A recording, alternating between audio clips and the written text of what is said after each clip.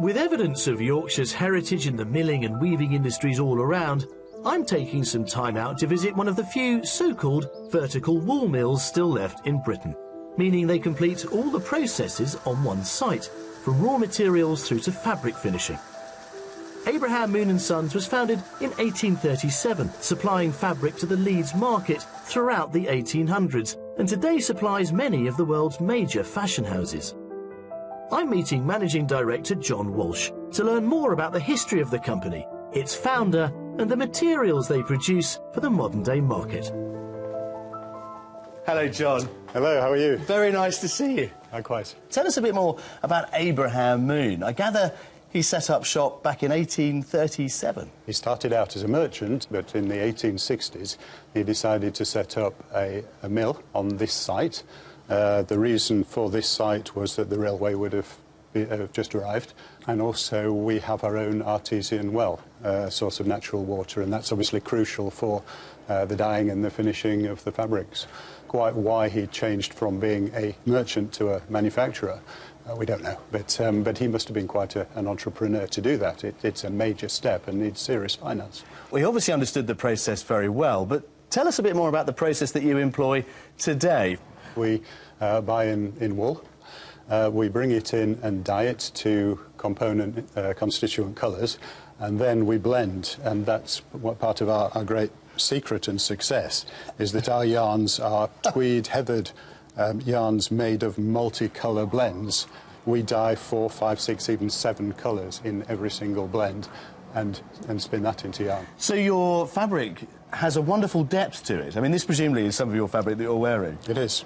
I mean, is this what we end up with from this particular bin? It is, and the human eye, perhaps from a distance, would see that as a solid colour, but when you get up close and personal, you can see the vibrancy of the yarn, see how many colours there are in there. So these are now ready to be spun into fabrics that will go all over the world?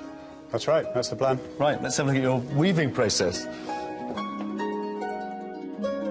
Although the industry has, of course, continued to move forward with better machinery and greater efficiency, the processes themselves are not so different to those used 100 years ago. Despite increased competition in recent years from cheaper man-made fabrics, Moons have maintained a focus on quality. Today their product is more sought after than ever, and 2/3 of their output is exported. John, this is obviously the noisiest part of the factory. It is indeed. We have 32 looms on this site, so they do make a little bit of noise, yes. So at any one time you can be producing 32 different patterns? That's right. You're obviously dealing in a global market now. How much of your product goes for clothing and how much of it goes for other textiles and, say, upholstery? It's about half and half. We sell from a range, but we also make a lot of bespoke product, and that's part of our USP. I gather that some of your product still goes to support a really famous local product. Yes, indeed. Let's go up to our showroom and meet Ryan. Right, which way? That way.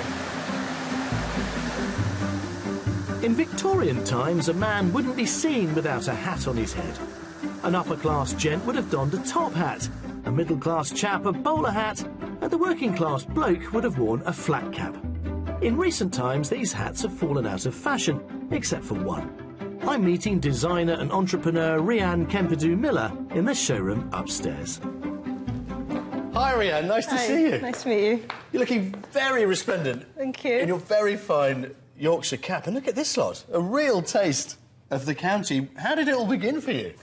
Well, I used to wear hats, particularly flat caps, when I was a girl.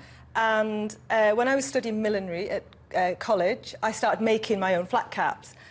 They are such a good all-rounder. You can see how the design has lasted so long, yeah. But now you're giving it a new lease of life. Yeah, I just thought we'd take the flat cap so you can go out for the dog walk, or you could wear something on the catwalk, like this.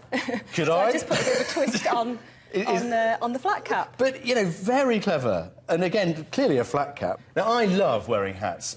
Can you suggest something here out of your collection that would suit me? You could try this one. Yeah? Bit more traditional. A little bit more traditional. Well, there you go. Oh, yeah, that's terrific. That's the business. That's terrific. And do you know what? It's so light. I didn't even know I'm wearing it. But it'll keep me nice and dry and warm. Rhian, thank you very much. No, Best of luck. Nice to meet you. Cheers. Bye. Bye-bye. I love what Rhian is doing here. While the team at Moons are producing their cloth in the time-honoured way, she's taking it forward to a different market, a different generation, and with new, innovative twists. I only wish I'd had my new flat cap at the start of our rather rainy search here in West Yorkshire.